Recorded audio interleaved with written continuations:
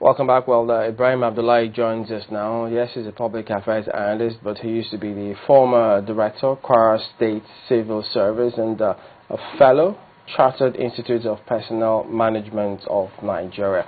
Thank you for coming on today. Thank you very much.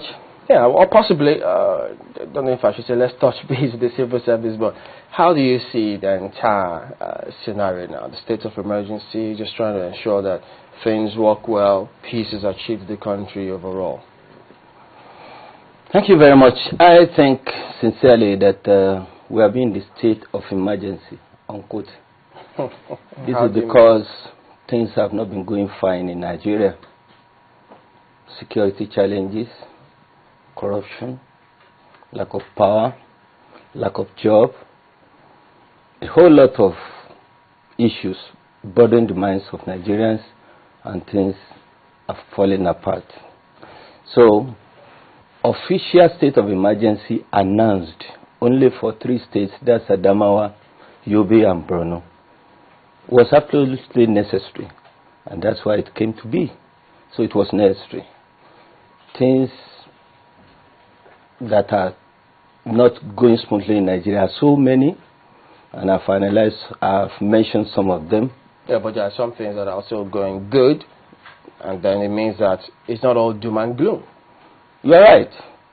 The present administration is trying to put a lot of things in places, but the insurgency, the insecurity in the land is inhibiting it. You could hear the Minister of Works the other time, who was complaining that some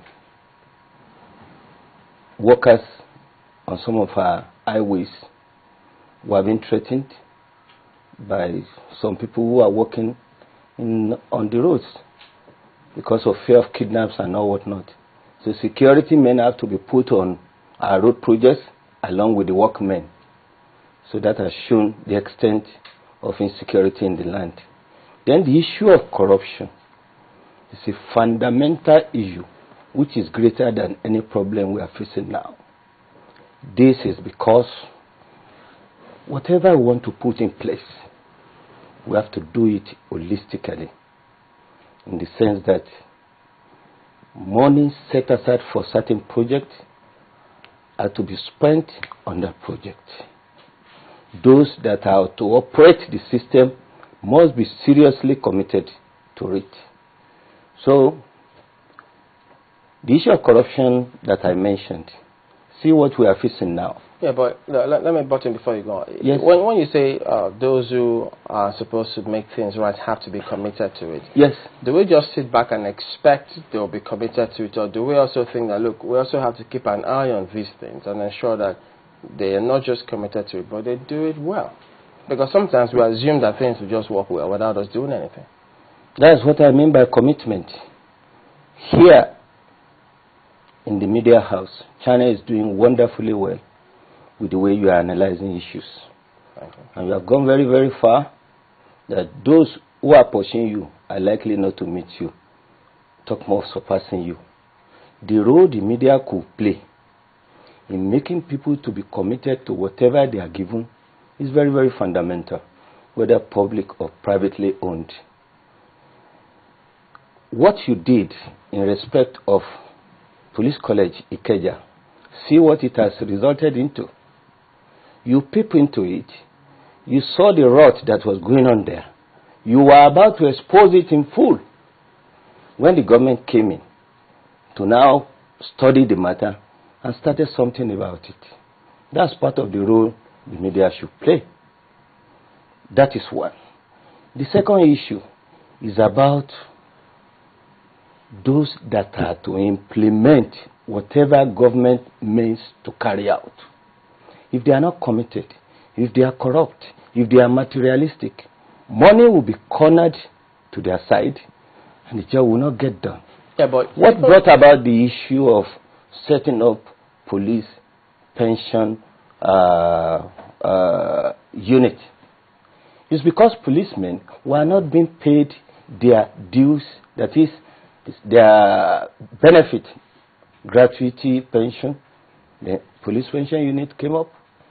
People who were put in the system, and the director just cornered part of the money into his own account. You know, so sometimes some of them also say that that's the part of the problem we also see in society. Because sometimes if they do those things and it's alien to society and they think or they know that society will ordinarily speak up, will they do some of those things as well? But secondly, if you go out there, you want to do something, or somebody just, you missed your way, and someone, you just ask around and they direct you, the next thing they expect is for you to give something in return. And so it's a mindset that you will ask yourself that, what's going on? So isn't it a problem that we have to start ourselves before we eventually look up there, even though, yes, we have to also correct it in government? Kimberly, you are right. We are all guilty. The government and the governed. And you remember those in government who are from the governed. It is how we are that brought the type of leadership we have in the country. And those who are leading us now seem to be flabbergasted when we criticize them in position that it is not we that we are considered suitable. How come I'm delivering? They say I'm not delivering. You're not delivering well. So you can't mirror yourself. Let people mirror you and tell you what you are. I'm seriously worried. I want us to go back to the pension issue, because you touched the pension matter a little earlier, the police pension, and how all of that monies have disappeared. But there's even a new twist now to that whole matter. Yeah. Have you been following that particular case? Yes, I followed. I followed to the extent that Rashid Minor, a former director in the Federal Public Service, who was in charge of disbursement of pension fund to some retired officers, was accused of mismanaging the funds, misappropriation. This was investigated by the House of Representatives, later investigated by the Senate. The National Assembly concluded that he had a case to answer. He was summoned to appear before the House of Representatives more than 4 times.